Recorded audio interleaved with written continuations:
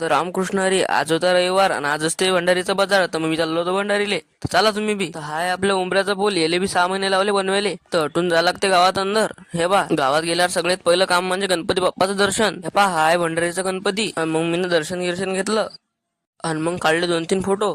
मग काय, मग म्हटलं गणपती बाप्पा मोरया. मग मग मी आलो गावात. मला करणं होती कटिंग.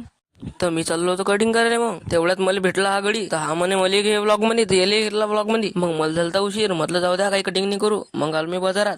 तर हाय भंडारीचा बाजार. कमेंट करून सांगा कसा आहे. तर मला तर काही समजे नाही बाबा काय घेऊन काय नाही. तर आणि भाव तर असे आहेत की जसं काही सोनं विकू राहिलं काही. मला काही समजे नाही बाबा काय घेऊन काय नाही. तर मी झाकण तुझ्यासारखा इकडल्या तिकडे हिंडू राहिलो फक्त.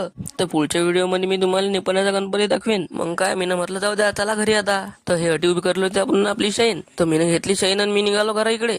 तर रामकृष्ण हरी, आजच्या ब्लॉग मध्ये बस एवढंच. भेटू आता पुढच्या ब्लॉग मध्ये. तर लोक गण्या वाजव रे आता. वाटाण्याचा गोलदाना रे देऊ